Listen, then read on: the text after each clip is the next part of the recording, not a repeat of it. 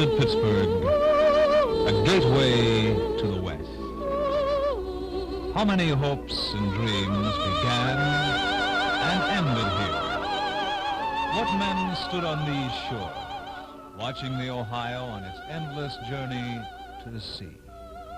Some of these men have left monuments to the past, standing today as they did centuries ago, a reminder of our heritage.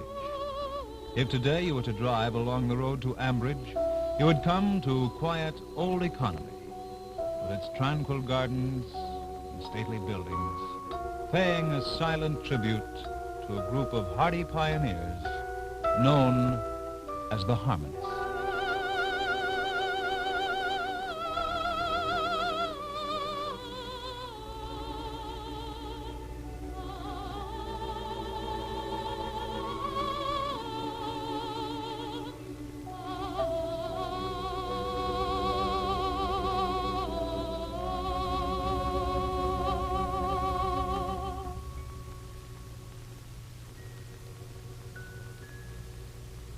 Ladies and gentlemen, I'm Frank Fay. Wasn't that music pretty? And the old economy community. Mind you, this is not a restoration, nor is it the product of a television scene designer, for this community actually exists today in its natural state, just as it was over 130 years ago. Why is it here? Why has it been over a century of progress? Progress that has changed the face of our nation. Yes, even our earth.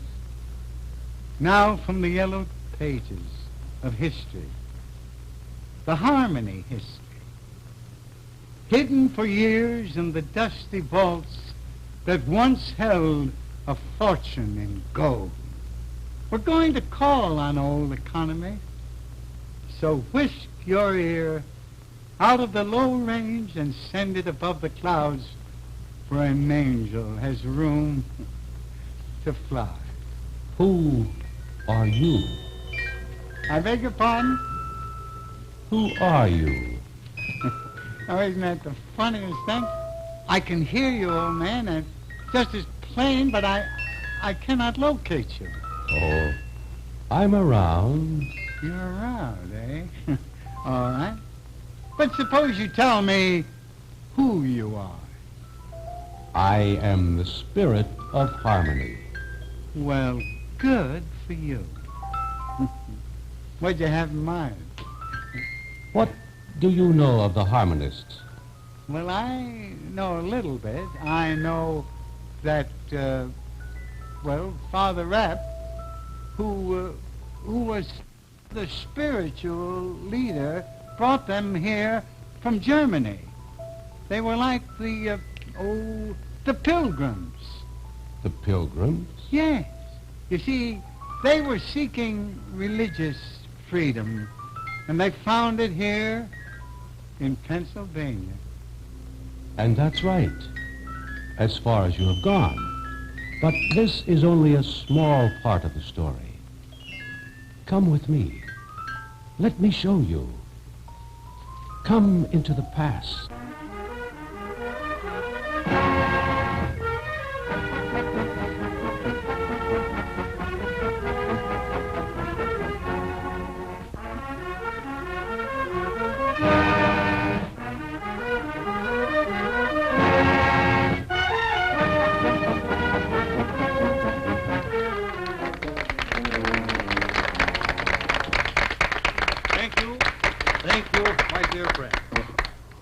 And now comes the moment I know you all have been waiting for.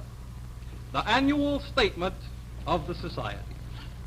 Now, all of you have worked hard and well this past year. Just how hard and how well, Frederick Rapp will tell us now. Frederick?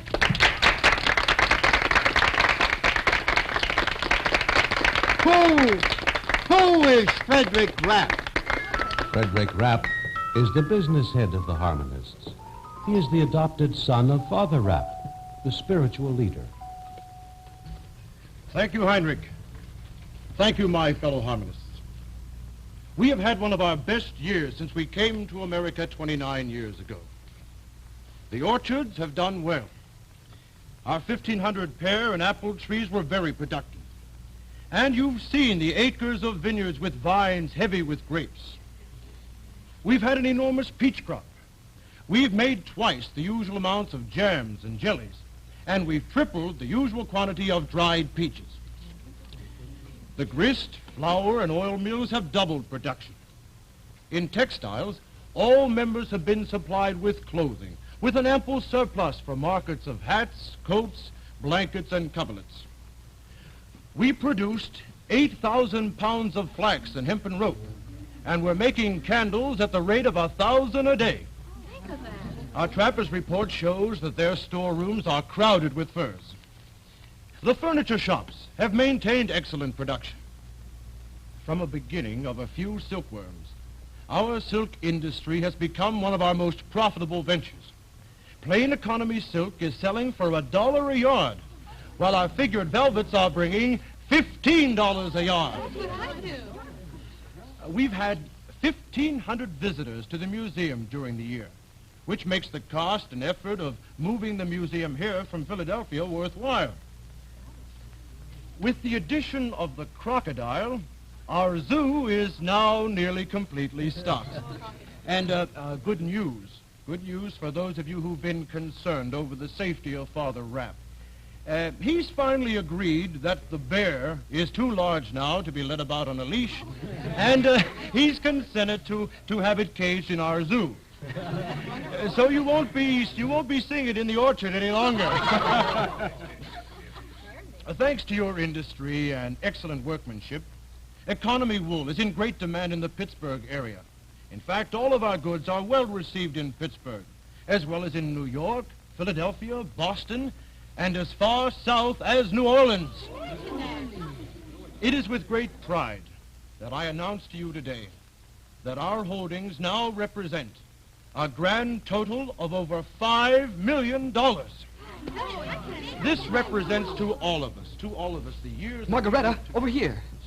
We can't be seen together. Well, they're all watching Frederick. No one will miss you while he's talking. I'm still afraid. But what's there to be afraid of? What if they find out about us? Well, I hope they do. Joseph. Well, I'm tired of sneaking around, meeting for a few minutes by the pump or hiding behind the wall. Father Rapp spoke of such things in his sermon last week. I thought he was looking right at me when he mentioned that he had learned of some young couples meeting secretly. Well, I don't want to meet you secretly. It's not our way, Joseph, you know that. Well, what if it isn't our way? Maybe our way isn't right. All I know is that I want to be with you. It's a wonderful thing to love someone. Joseph, love is all right, but not the way you mean it. It is all right the way I mean it. Margaretta, I want to marry you. Joseph, don't say that. You only make it harder for us by talking about marrying you. Well, don't you want to marry me? This you probably already know, that each time you touch me I thrill with delight. I long to detain you when we say goodnight. This you probably know. This you've probably already seen.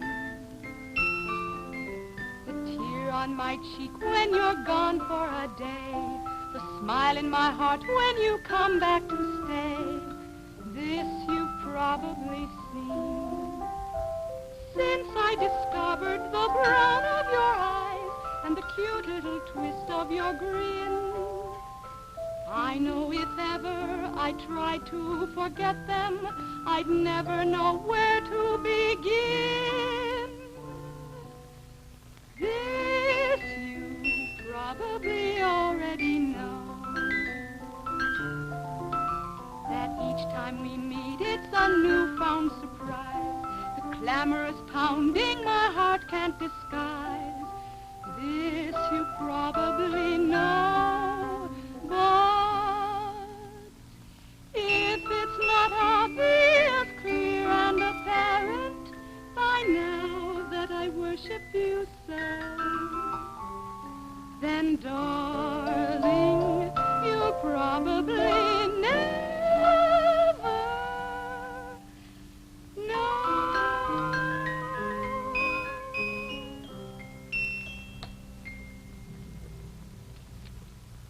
What's their problem?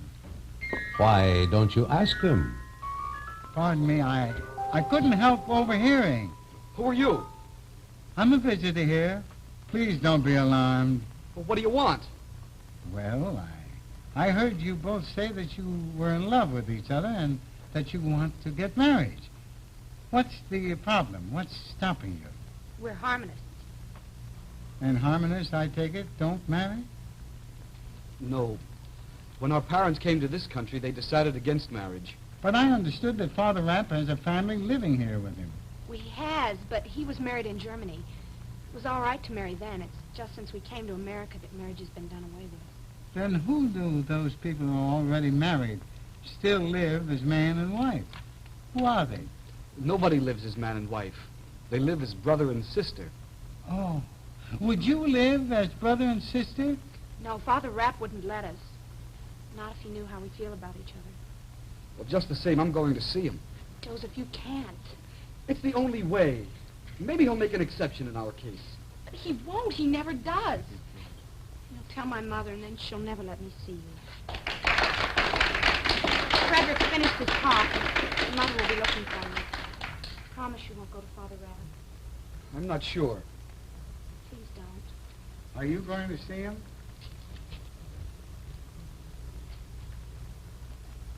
What do you hope he'll say? I'm afraid I know what he'll say. The only way he'll let anyone marry is if they leave economy. Do many leave? A few do. They move away and they marry. And you? Well, I don't know. I think I would, but Margaretta? I don't think so. Now, if you'll excuse me, I have to go. Of course, of course.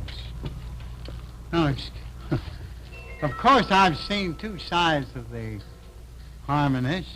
Side one, dedicated, industrious people who seem to have become quite prosperous. And the other side? Well, one common to every society. Young lovers with great problems. You exhibit excellent powers of observation. I'd like to meet this Father Rapp. Where could I find him? He's in the great house. Follow me. All right.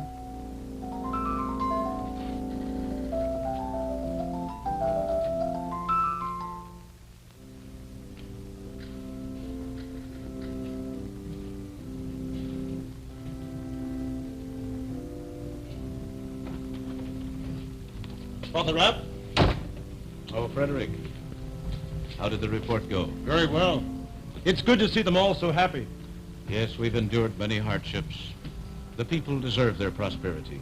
You said that you wanted to see me. Yes, I do. Gertrude. Your playing is delightful. But I have some business to talk over with Frederick. I wonder, would you mind leaving us alone? Of course, Grandfather. Thank you. You sound very serious. What I have to discuss is serious. I had a letter from our friends today. The Count de Leon is up to his old mischief. The Count? Yes. Oh, not him again. I thought we were through with him. Here. Read it for yourself. Pardon me. I'm looking for Father Rapp. I am Father Rapp, and who might I ask are you? Just a visitor. Oh, well, visitors are always welcome here. We turn no one away. I thank you for your hospitality. If you're hungry, they'll feed you at the hotel. I don't want food. I would like to ask you a few questions. Very well, but please be brief.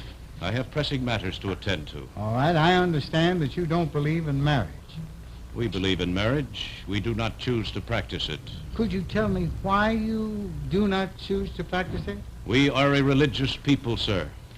It is our function to develop a divine society here on earth, the better to be prepared for the kingdom of heaven. And you feel marriage would interfere? Well, those who think of marriage according to the Bible think only of worldly things and not their holy purpose. Yet you were married yourself, were you not? Yes. Yes, I was, when I was 25. But when I was 30, I began to think of spiritual things, and I began to preach. That was before we set out on this venture. What prompted you to set out on this venture, as you call it? In Germany, we were persecuted by the established church, so we came here to escape. That was in 1804. And you've been here ever since? No.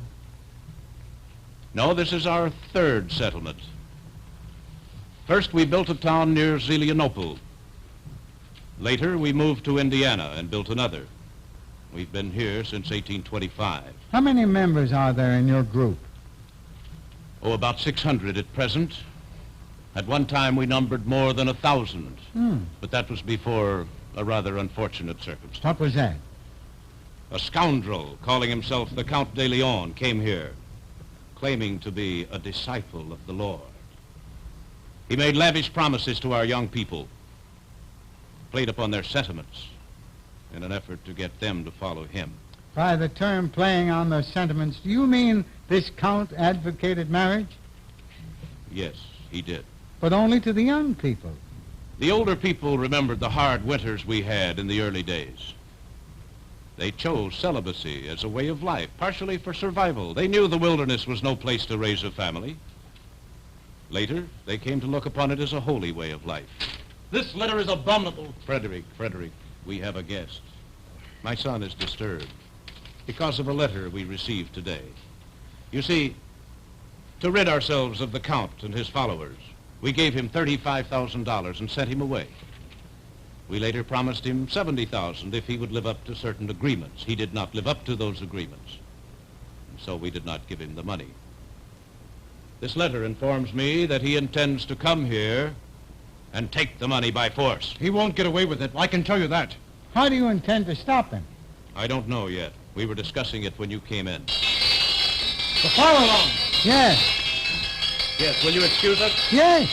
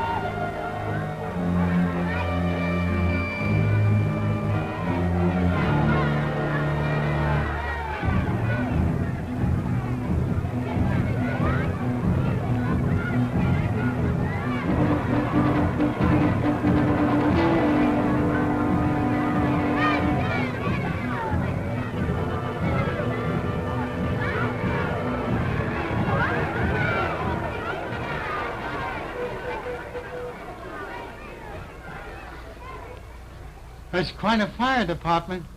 If they are overzealous, perhaps it is because they have had no fires since they got the equipment. This was a small fire. I hope they weren't disappointed. I am certain they were not.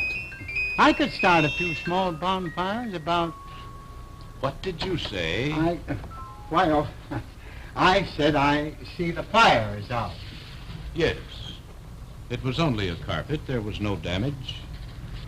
I was watching from the window. Your people really worked together putting it out. Our people work together in everything they do, sir. Is that a part of your holy preparation? Well, yes, you might say so. Look about you. Everywhere your eyes turn, there are harmonists at their labors. Raise your voices in song, put all the way on. We share as one the same for us all, and gaily sing we our song. Our shoulders they are strong, to right the dreadful wrong. When man betrays the promise made, to God our souls belong. One hope is in our hearts. One God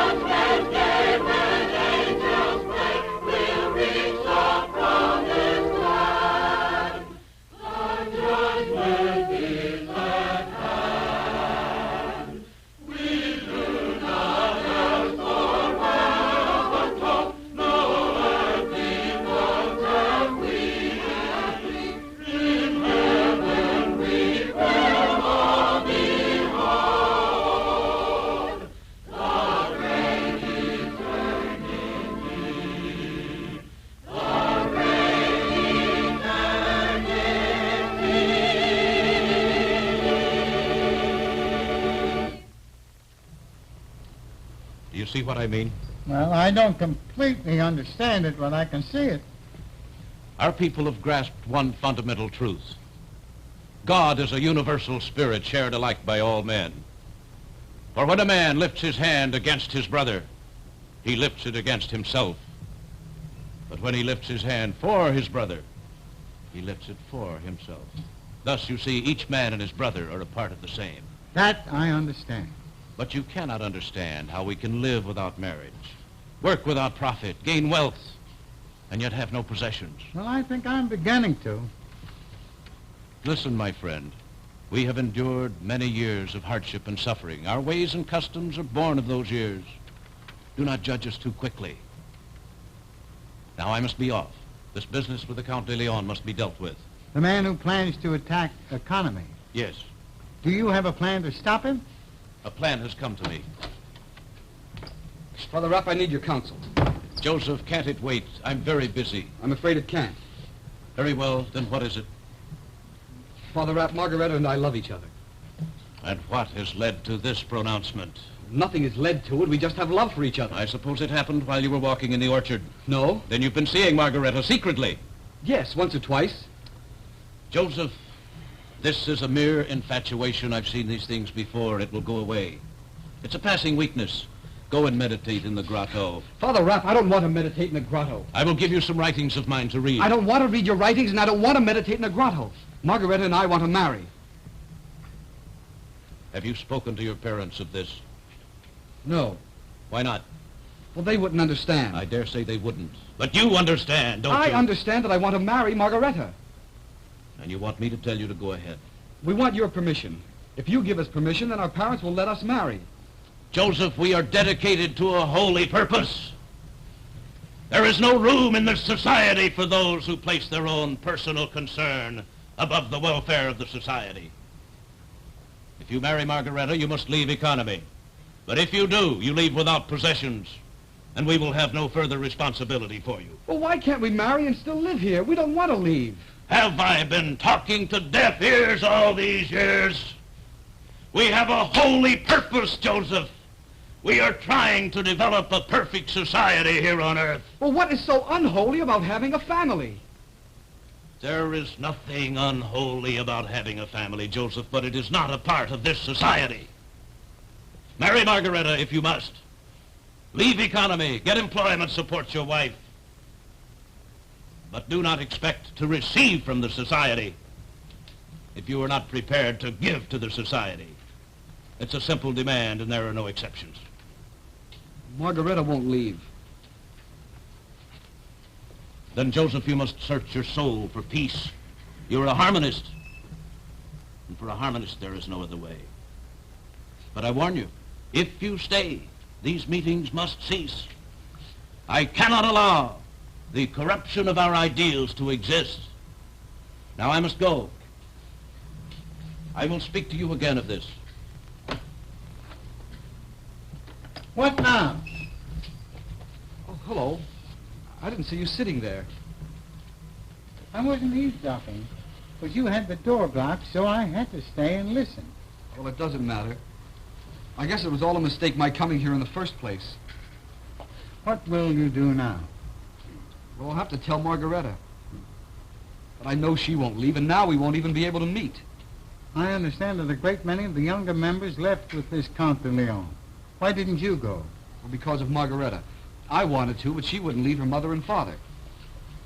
What about your own parents? Well, I'm old enough to make up my own mind about things. If Margaret perhaps really loves you, she'll come with you. I hope so. At least it can't do any harm in trying. Good luck. Thanks.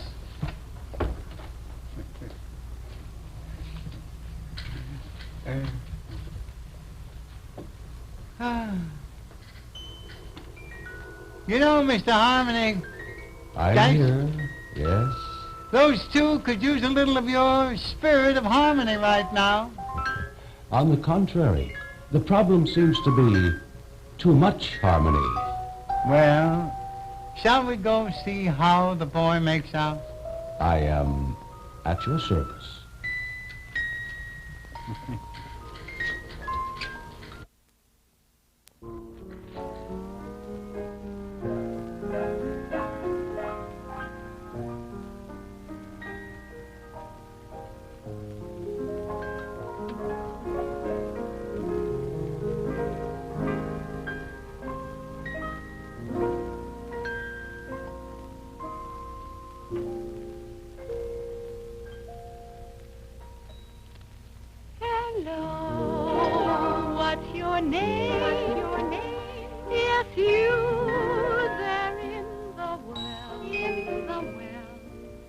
I know I've seen your face before. Wait, I know, don't tell. A girl who looks like me, but young and starry-eyed, once came to old economy. So this is where you hide. Hello, is it true? Is your smile just for me? Are you that happy girl I knew? If I guess you're me. Hello, what's your name? Yes, you there up above. I've never seen you laugh before. You must be in love. In love? Now why look so surprised? You must have said it too. No echo really speaks, you know. Repeat is all we do. Hello, is it true? Is your smile just for me?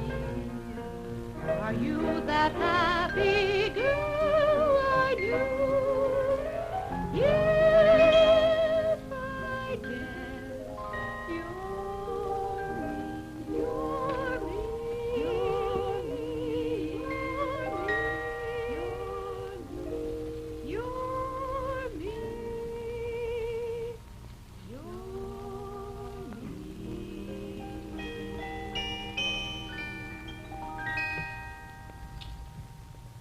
That was very lovely.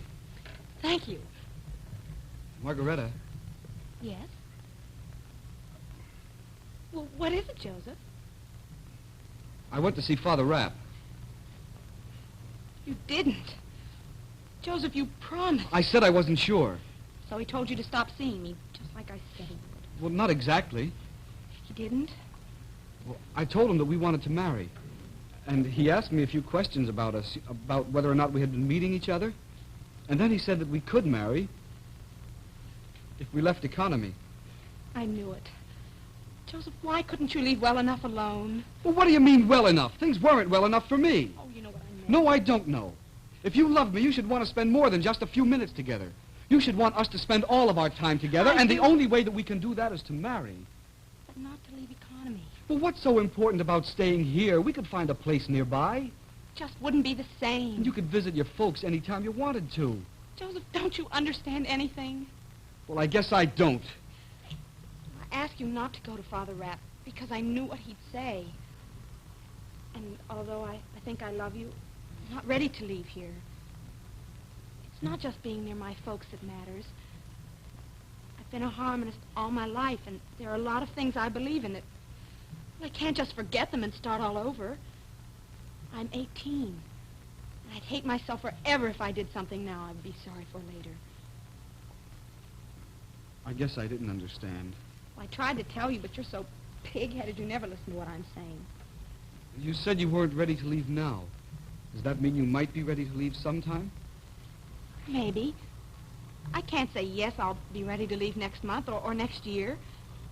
I need more time before I even ask myself if I want to leave here. If you hadn't talked to Father Rapp, we could have gone on as we had been until I was ready. Well, I ruined that. He said that if we stayed, we won't even be able to meet each other. You can be sure he'll tell my mother, and then she'll never let me see you. So what are we going to do? I don't see any choice. We'll just have to stop meeting. You said that I didn't understand you. I don't think you understand me either. I meant what I said. I can't go on just secretly meeting. I'm not ashamed of what I feel, and I don't like to hide it. Now, since you aren't ready, well, there's nothing for me to do but leave alone. Joseph, you can't. I have to. I can't go around pretending to do my work, knowing that you're near and not being able to see you. I've made up my mind. I'll leave and find work. And if you decide that you want to join me sometime, well, then I'll come back for you. I don't want you to leave. Well, then come with me.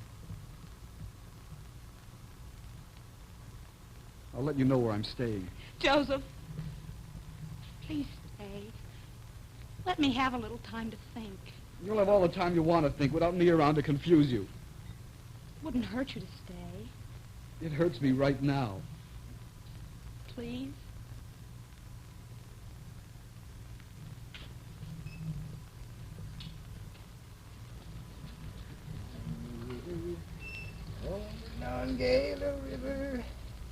Mr. Geist, Yes. the course of love is running true to form. But who is this? The ancient mariner? We have stumbled across the happiest thorn in our Garden of Eden. What's that, young fellow? Oh, hello there. What's that you say? I said the course of love was running true to form. You mean them kids? Ain't got no troubles. None at all. They seem to have quite a few, I thought. Oh, I see them. I seen kids like them year in, year out. They get all worked up in a lather, see? And then either they do or they don't. I guess you have a point there.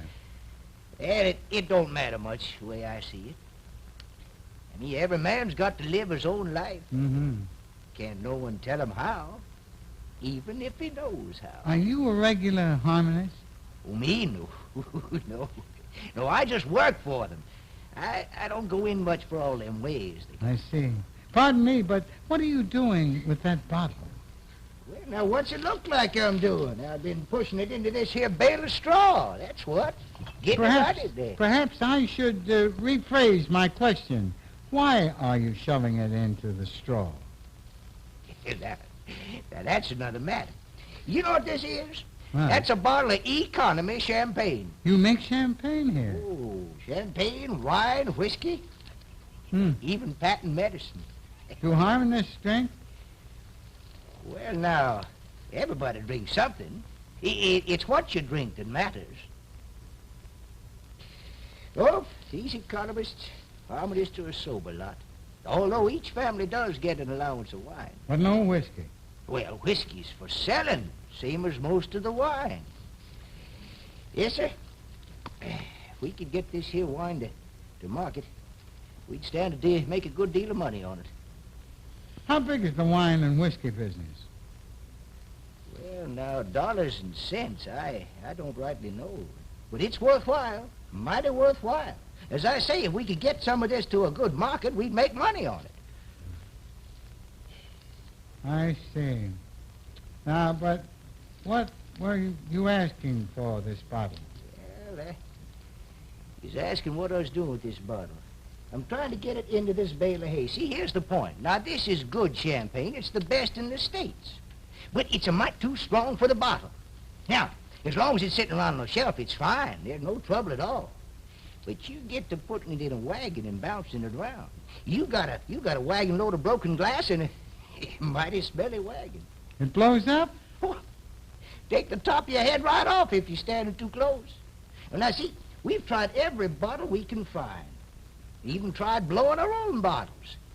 Well, now, I'm trying this here bale of straw. I see. What if that doesn't work?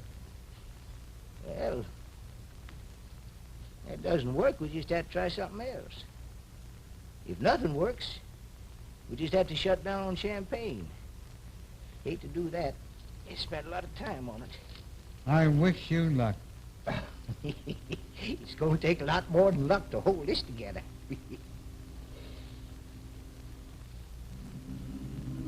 What's going on over there? Why? Well, they're laying Romelius Gruber to rest. A funeral? That's right. Was he a friend of yours? Romelius Gruber and me worked alongside each other for 6 years. Why didn't you go to the funeral? Oh, it's only a few that are invited to attend the funeral. That's all that's necessary. You know, death is not a sad time. If you'll excuse me, I think I'll watch. Right ahead.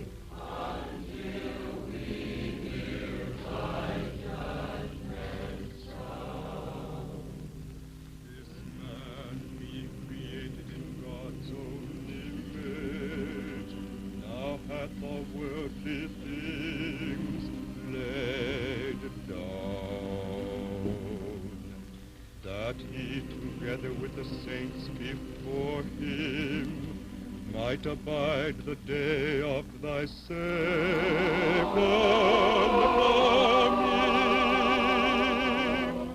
Let us live to see thy day, when all souls will before thee lay. But if we must in death await, let not our brothers mourn our day.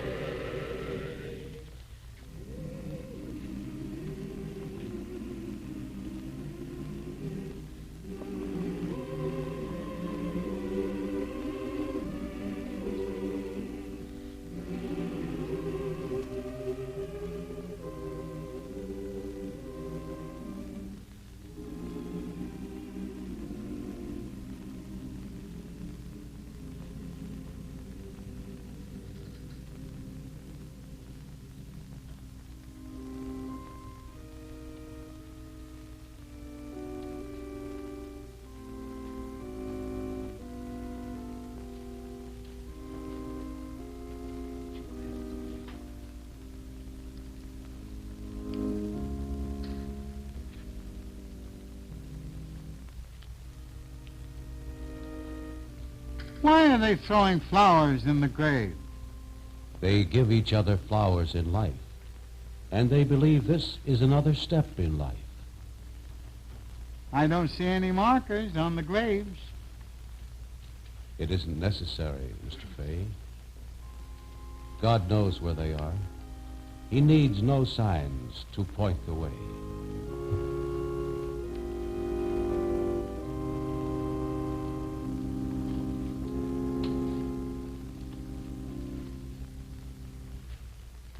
Joseph, I thought you left. I did, but I had to come back. The Count de Leon is going to attack economy. I must tell Father Rapp. Oh, I heard Father Rapp mention this, that he expected trouble from the Count. He said, though, he had a plan to deal him with. Well, he better have. But I must tell him. Do you know where he is? Oh, no. Do I know where he is? Try the Great House. What? We'll try the Great House.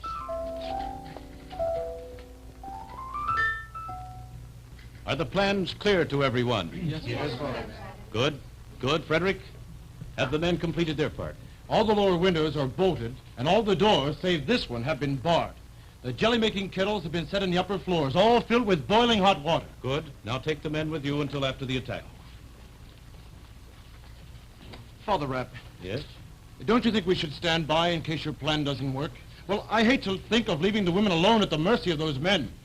Frederick, there may be a battle, a struggle. I want to avoid bloodshed at all costs. But still, Father Rapp, I feel that the plan may not work.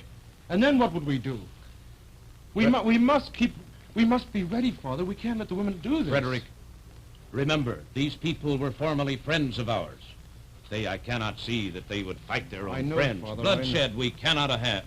We simply cannot have bloodshed. I know, Father but still... Rapp, the Count de Leon is coming here. Yes, I know, Joseph. We are ready for him. We've got to arm ourselves with clubs and axes. I saw them, Father Rapp. This we will not do. Frederick will explain the plan to you. Come along, all of you. We've got to get hidden. But first, where is Margaret? Come on, I'll explain it to you. Come on, all of you. Come on, hurry.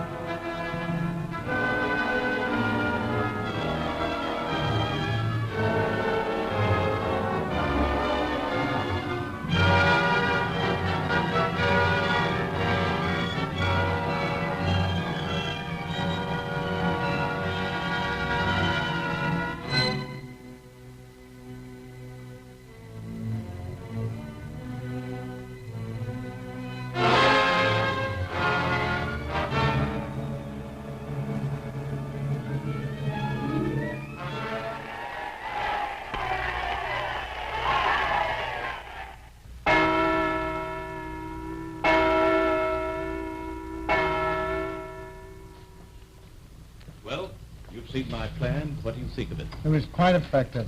But weren't you running a great risk? Suppose that hot water hadn't turned them back. They could have ransacked the community. Most of them were Harmonists who had left with the Count. He had goaded them into the attack. I couldn't imagine that they would be fighting with their old friends, and certainly they would never fight with women. The women didn't give them much chance to fight. If we had met them with a force of armed men, they would have fought. Their pride would not have allowed them to turn back. There would have been bloodshed. One side would have fought until one was defeated. As it was, their pride was damaged, yes, but no blood was shed on either side. Someday they will see the Count for the impostor that he is, and they will return to us as friends. But if we had fought a battle there today, the line would have been drawn forever. I'm happy for you that it worked out the way it did. I had my faith, and my faith did not fail me. I saw them running, Father. They won't bother us again. Good, Frederick. Call the people to the church. I would speak to them. Yes, sir. This has been a great day in our preparation for heaven. Where were you during the battle? Well, I took the men into the hills on Father Rapp's orders.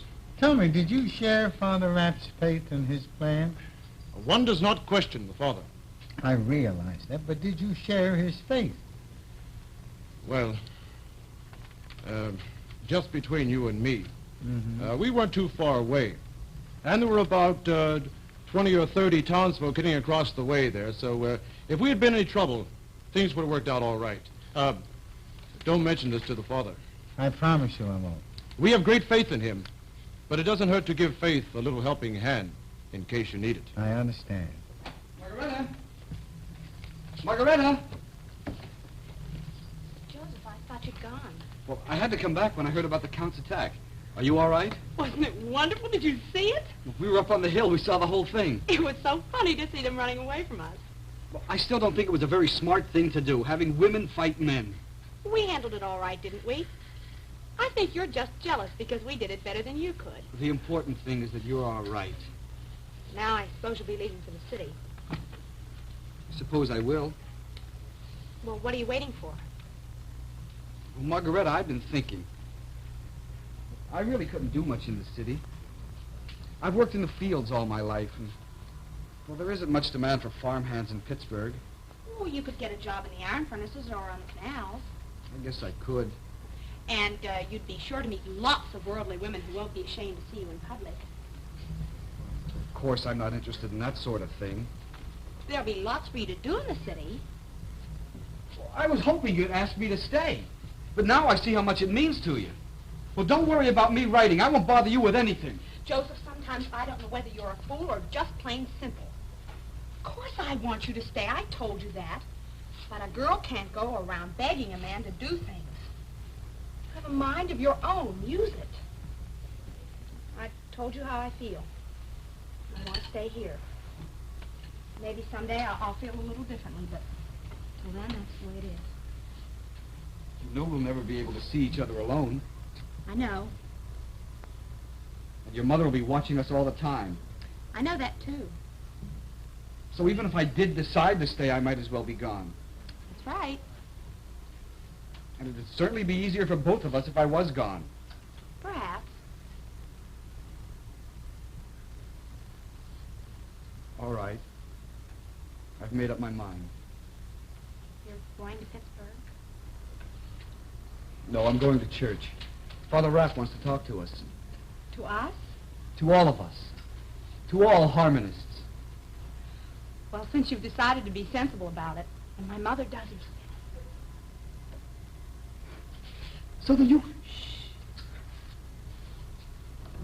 Pardon me again. I always seem to be caught up in your little scenes. Well, I don't mind one bit, mister, not one bit. From the look on your face, I guess that things had worked out well for you. Well, I wouldn't say they worked out, but they're sure on the right track. I noticed Margaretta whispering something to you. Has she some plan for meeting you again? Please. Oh, I understand. A gentleman never discloses a lady's confidence.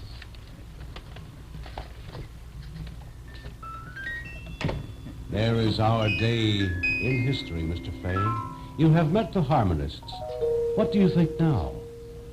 They're a dedicated people, full of life and love mostly, of a spiritual nature, but occasionally of the more familiar brand. Do you know what happened to the society from this point? You get around, don't you, more than I do. Well, from here, the society entered into the great industrial development of the Beaver Valley. They built an industrial center 30 miles north of Pittsburgh. They established a bank, the Reeves Bank, which operates today.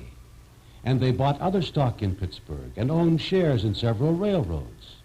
And although they were pacifists, they donated generously to the Union cause during the Civil War. They advanced money to the city of Allegheny for a water system and for Pittsburgh's early bridges. They sent aid to Pittsburgh after the Great Fire of 1845. Oh, yeah. The society helped build the Pittsburgh and Lake Erie Railroad. Geneva College in Ohio until 1888 was moved to Beaver Falls to occupied land donated by the Harmonists. What do you know? 1894 marked the beginning of the end of this noble experiment. Only 18 members remained, and they were troubled by constant lawsuits and fortune hunters seeking the famous hidden Harmony gold. No one found it, incidentally. How about that? How about that? Was there really a hidden treasure? Do you really want me to tell you about it? No, I guess not now. Well, finally, in 1905, the Harmony Society was dissolved by the 2 remaining members.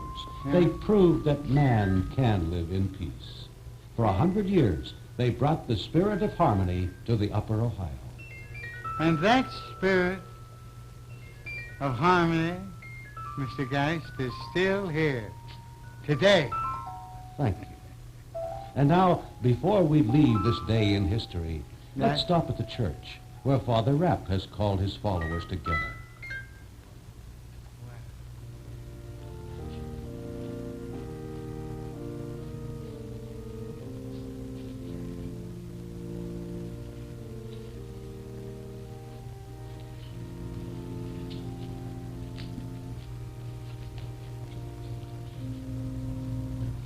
You are to be commended. You women for your courage, and you men for your faith. Your courage was never in doubt. You've done well. There was no bloodshed. If a second coming is soon, then we are prepared. For we know that man was created in the image of God to have dominion over all of the earth, and that our first parents, by disobedience, committed a transgression against the command of God and fell from that original elevation and became corrupt and unfit to possess the Garden of Eden, which was intended for their abode. God passed sentence and expelled them from Eden into this world which we now inhabit. In this corrupt state, man has invented a vast deal of good, which is evidence of his original greatness. But he has also revealed and brought into action a vast deal of evil. Those 2 facts cannot be denied.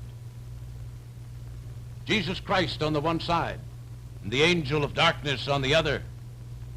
He was the instigator in the beginning of all evil, but shall have his head bruised by the woman's seed. Jesus Christ is the woman's seed who has bruised that head and will continue to bruise it by his followers in time and eternity until the influence of evil is entirely cut off and subdued through Jesus Christ and his people. And ultimately, God be God in all. Religion, therefore, is the medium that will raise fallen man up to his former dignity. This we have understood. This we have believed. This we have put into practice in spirit and in truth, by thoughts and words and acts. And now it will work a full regeneration and produce a new man in the image of Jesus Christ, to love God above all and man as ourselves.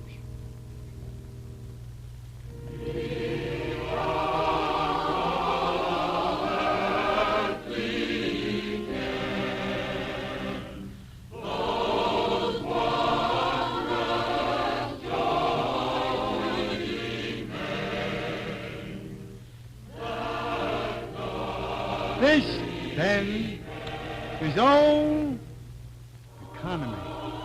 Father Rapp and his followers have gone from their Garden of Eden.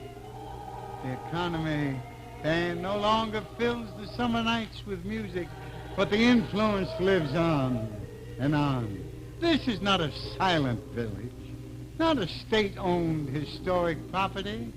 Old Economy at Ambridge, Pennsylvania, is breathing with new life today. Old Economy lives again as it did 120 years ago. In terms of the 20th century, the achievements of the Harmonists take on a new stature. The fact that a group of refugees with an alien philosophy and culture could develop and flourish for 100 years without any real conflict demonstrates the true strength of America's political system. Today you can see the Kraft shops operating as they did then. Here modern Americans may learn a new respect for the values of the past. In a 19th century community carved in dreams.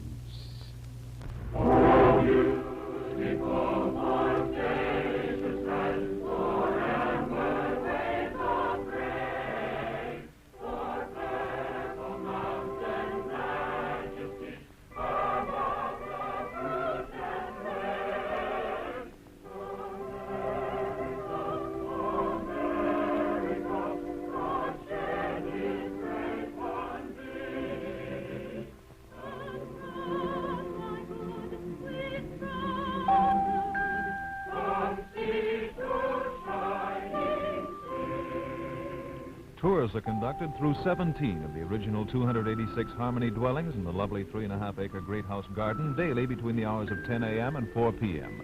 If you would truly see history come alive, here is an unusual opportunity. Thursday, Friday, and Saturday evenings at 8:45, the complete story of Old Economy is told in the exciting drama Man's Reach. Presented in a Great House Garden with a background of authentic economy buildings, Man's Reach provides an unequaled opportunity for seeing history, not in the cold pages of a book, but as it was lived, by those who dedicated their lives to a search for truth, and in so doing brought civilization to an early wilderness.